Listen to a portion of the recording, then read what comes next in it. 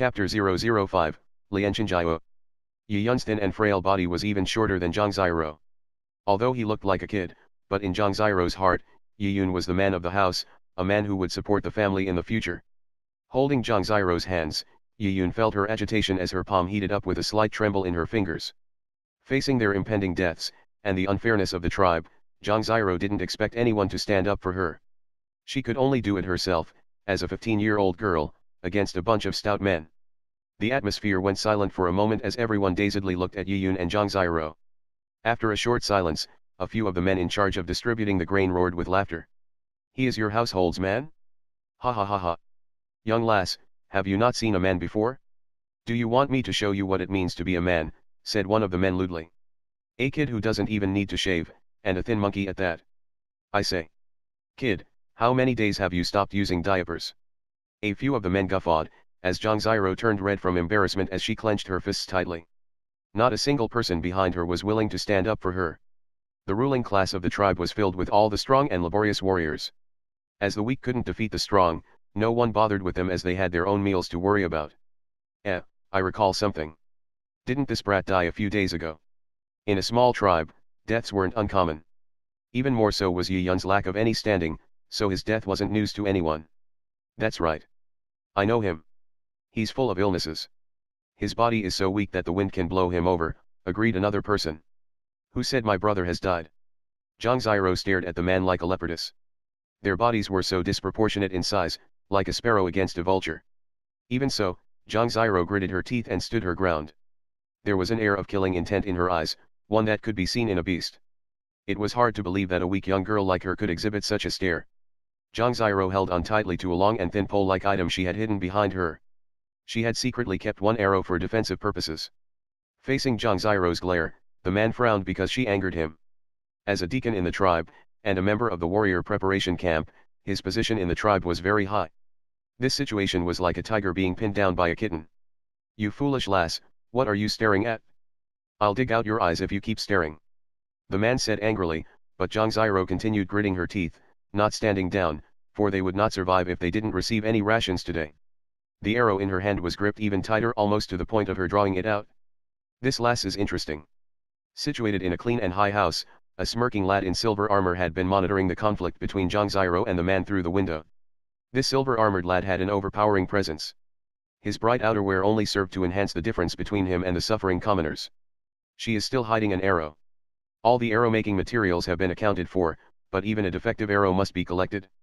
I don't know how this lass managed to hide the arrow, but from the looks of it, she might have the courage to use the arrow offensively. If she were to go on the offensive, she would definitely be in a sorry state," politely said an elder standing beside the silver-armored lad. "That's right.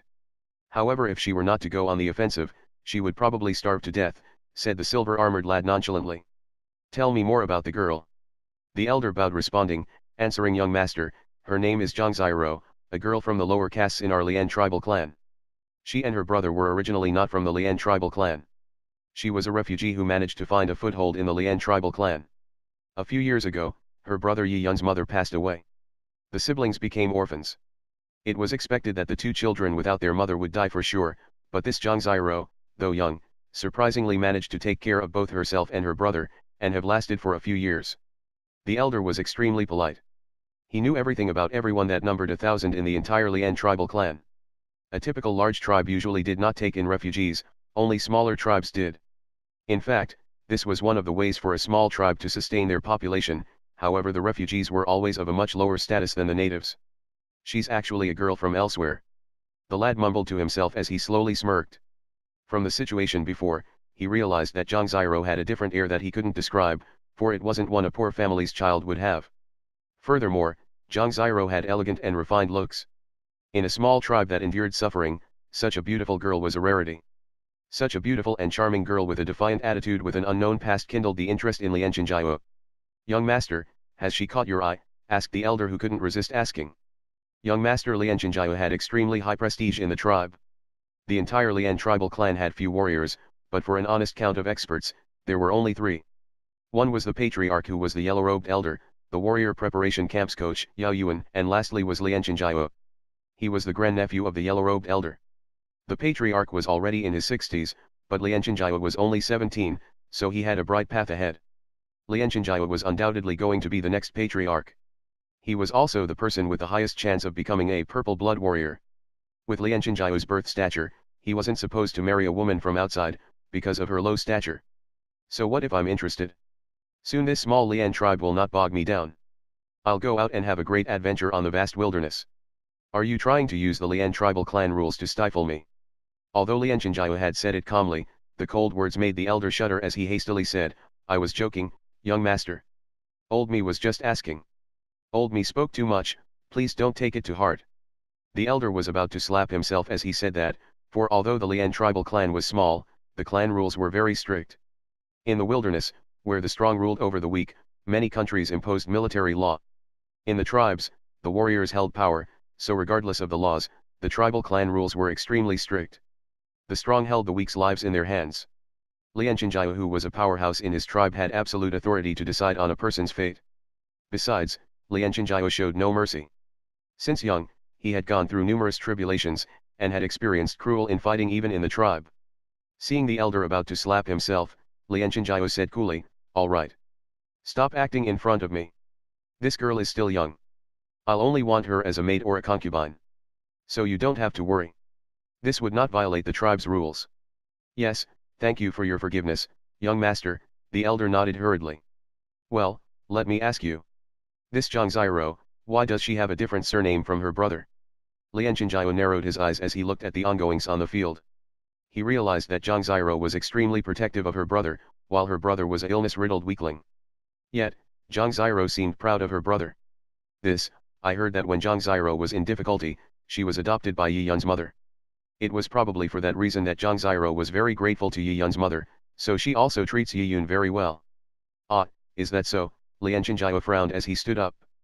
Get lost now. Seeing Zhangziro's legs rooted to the ground, the man was angered. He stepped forward in front of Zhangziro and was about to slap her. A weak girl like Zhangziro could not compare to the man's large body. This slap, if landed, would have thrown Zhangziro into the air. Zhangziro was about to draw the arrow when she felt her hand being pressed down. Yi Yun quickly whispered into her ear saying, don't be rash. Saying that, in one fluid move, Yi Yun was standing in front of Zhangziro.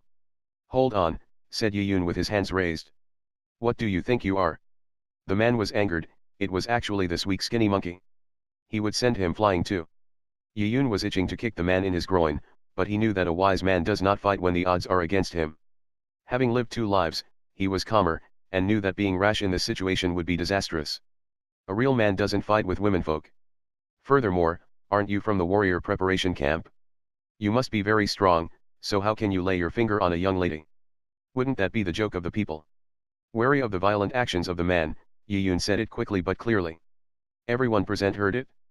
The man hesitated as he looked strangely at the lad in front of him. Wouldn't a 12-year-old kid jump out to lambaste him? Or he would have stupidly taken the slap in his sister's stead and sent flying. But, him jumping out and saying those words, it was a simple taunt that was extremely effective. He left his hand in midair as he hesitated in swiping his hand down. This man felt like he was punching the air. Indeed, as a member of the warrior preparation camp, and in the eyes of many, to hit 2 kids would not be something to be proud of. Furthermore, there was some conflict of interests between the warrior preparation camp and the ordinary citizens, so it was easy for him to be brought down with words. The man may be brash, but he did not want to be talked behind his back. Well, at least you know your place, said the man as he lowered his hand while staring at the siblings. I'm in a good mood today, so I'll not bother arguing with you. Get lost now. Yun-er. Zhangziro said as she pulled Yi Yun's hand. She felt helpless, for she knew that she had nothing to gain by entering into a conflict with the man. But to leave would mean their starvation. Sis Ziro, don't worry, as Yi Yun held onto Zhangziro's hand, gesturing to her to calm down. So, I'll be leaving now, but before that, little me has something to consult you on.